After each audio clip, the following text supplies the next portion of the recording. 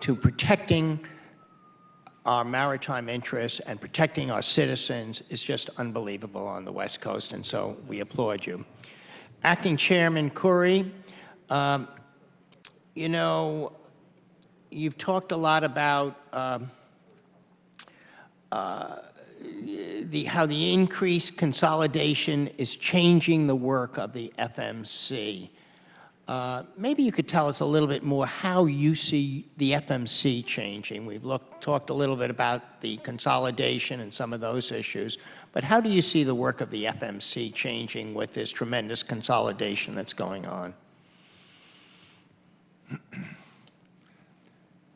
I guess number one, in our Bureau of Trade Analysis, which is where all of our economists are housed,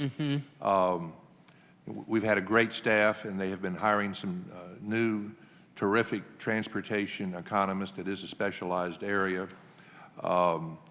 The monitoring that I mentioned earlier has become, according to the carriers, much more intrusive, and so that is music to our ears. Not, that's unfortunate, but for them, but we have been quite insistent on, no, we need more information on a much more regular and timely basis so that we can take all of this, and it's submitted to us confidentially per the statute, then we match it up with an awful lot of commercially available information out there in the world liner industry. It is labor intensive for highly specialized people. And I would say that is the main area as we become more and more, I don't want to use the word concerned because that would make it sound like we think something is going on. It's just that the potential for activity that would be prescribed by the Shipping Act or by other antitrust laws grows. So I think that's the best I can, can respond to your question. If I look to the chairman and his experience, you always had one Marine standing on the wall. We now have two Marines. So that is, I think, the best answer I can provide for that, sir. Thank you, and I'll wait, and I'll yield back. Thank you, gentlemen. With that, we're going to move to the second panel. I just got a quick question, Mr. Curry. How many times has the commission weighed in after an effective date of an agreement? I'm sorry, sir. How many times has the FMC weighed in after an agreement has been made? The way that actually works, and I have an example in my hand, I'll start with that. Should be no surprise that we've been in rather pleasant or otherwise conversations with filing counsel for the RoRo agreement and received a letter yesterday, and this is an agreement in effect as we speak today. I'm authorized to share the content of the letter, but not the letter itself.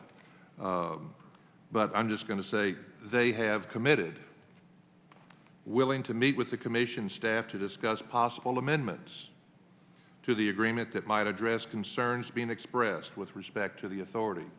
So we expect them to be in promptly to talk about amendments, and that is how the process actually works, Mr. Chairman, is if there's something going on, we bring them in.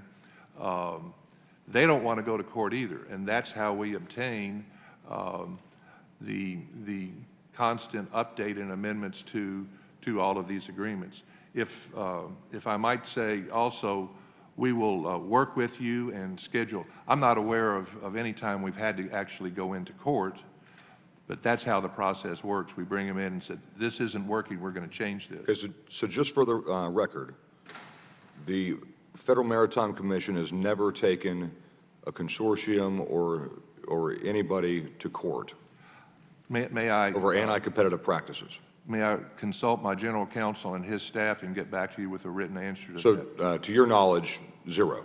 To your knowledge at this point. In 7 years I've been there, no, but we've been administering the Shipping Act for 100 years, so I think it'd be foolish for me to make a categorical statement. So we will get back to you. The problem here, which I think we're all trying to get at, is you're here to protect American companies and American interests. I mean, that's why you exist, right? Absolutely. That's why you're here. The law makes it so that you look more at the shippers, not the tugboats and not the port or terminal operators. That's what you're looking at. So right now, you're not protecting the American interest because the only guys that are shipping are foreign entities that are basically ganging up and forming these little groups to where we have almost no competition whatsoever.